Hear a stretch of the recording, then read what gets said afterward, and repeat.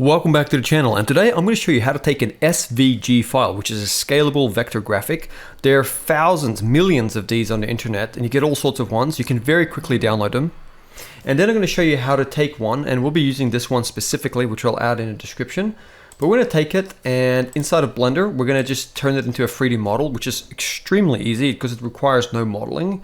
We're just going to import it, extrude it, give it a bevel. And then, like you can see over here with this render result, we're going to be adding this nice shiny metal material with this sort of pitted scratches. That's super simple and makes it look really fantastic. So this is a great beginner tutorial, turning an SVG file into a quick 3D model. So yeah, let's jump into it, and I hope you guys enjoy.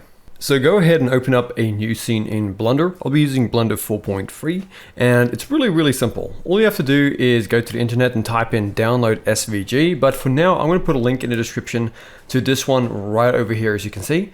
I really like it. I think it'll work well. It's just called Mine Symbol. It's the SVG, and this side over here, once you use the link in the description, you could always come here and just search for something else. You know, if you wanted to do like a cat or something, there's tens of thousands to choose from, but I think this one that I'm going to put in the description is really cool. So you're going to go ahead and just click on download, and it downloads really fast. So what I'm going to do is I'm going to go to my downloads folder where it's downloaded. I'm just going to drag it on to my desktop so I know where it is. And then what I'm going to do, I'm going to go back to that scene in Blender.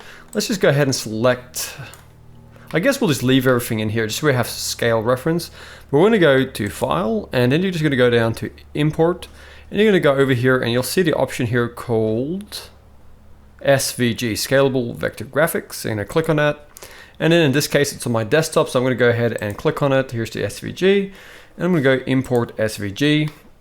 So now if I go Z and I go wireframe, you can see it's over here. It's just really small, and it's several bits that have been imported. So I'm just going to grab all of these that are all active, and I'm just going to go S to scale them up nice and big. So about as big as the default cube, but I'm going to go G, just kind of move them over here, and then holding in Shift, I'll just kind of select one of the middle pieces to make it the main active element, and then just go Control J or Command J, and now we have it over here. So I'm going to just go ahead and delete the default cube, and I'm going to click on this, and I'm in solid view over here so I can see it better. I'm just going to go to my materials tab. By default it imports whatever material it is, but I'm just going to go ahead and just remove that. We don't need to see that for now. And then let's go over to our object data property, because it's a curve. I'm going to go over here, and what we're going to do is we're going to go over to the geometry. We're going to go to the extrude and give it a little bit of thickness. Now you can make this as thick as you want, but I'm going to go something probably around about here. And then to really make it look cool, you can go over here to the bevel and then give it a little bit of depth. So I'm going to give it a really small value, something like 0.001. Honestly, depends on the scale you have it at. I think just a little bit of a bevel, and with a resolution of 3 or 4 should be fine. So you can see that's looking really good. And then what I'm going to do is I want to convert this to a mesh, because if you tab into edit mode, you can see it's just curves. So what I'm going to do is I'm going to go ahead and press F3 with it selected. I'm going to type in convert. And let's convert that to a mesh. And now if you tab into edit mode, you can see this is what you have. Pretty cool. Okay, so what I'm going to do, I'm going to go into my front orthographic view. I'm going to go Control A and apply all of the transforms. That'll reset the 3D, the origin point right here to the middle. And what we're going to do, we're going to go RX90 and hit enter. Okay, and I'm going to just go ahead and grab the default camera. I'll go into camera view by pressing 0 on the number pad. And you can always change your 3D your transform pivot to 3D cursor, and then if you double tap R, you can kind of like rotate around that 3D cursor in the middle. So I'm just going to go ahead and get a nice looking shot, maybe off to the side a little bit so we can see it's 3D. There we go. And I'm going to go Shift A. I'm just going to add in a light. I'm going to make it an area light. Move it up, and then just kind of double tap R to rotate it off to the side. I think a strength of 120 and a size of 2 meters should be fine. And then let's go over to our render engine and change it to cycles. And then I'll just make my device GPU. If you don't have one, just stick to CPU. And let's go with a max sample of like 45. That should be fine because we have denoising enabled.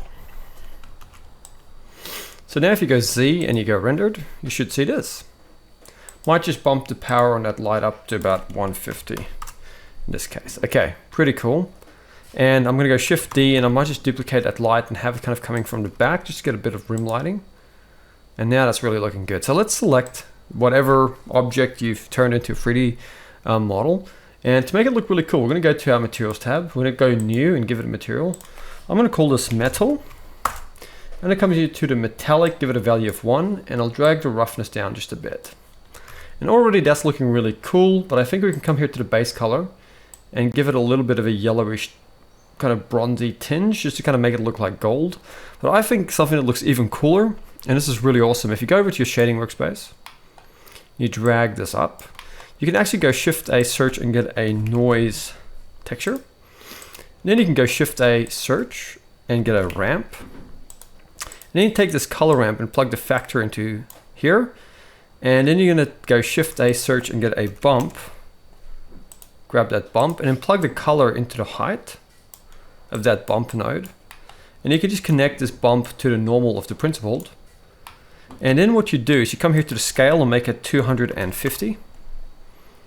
And then drag these two values closer together. And if you actually look at your coin, you're gonna see it doesn't actually look that good because it's everywhere. But what you can do, it's not stretching across. I want it to kind of make it look like it's a grain.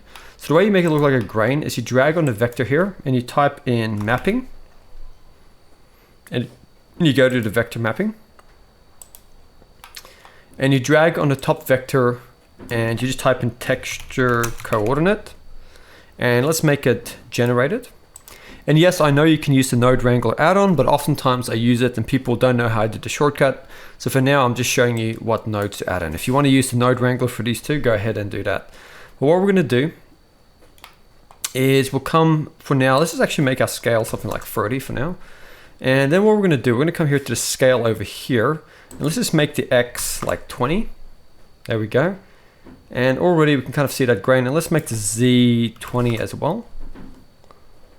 I think that's what we're looking for, or let's maybe try the Y. Let's make that 20. Okay, so it was definitely the Z we were looking for, so I'll make that 20. There we go. And now you can see we have these kind of grains stretching across here.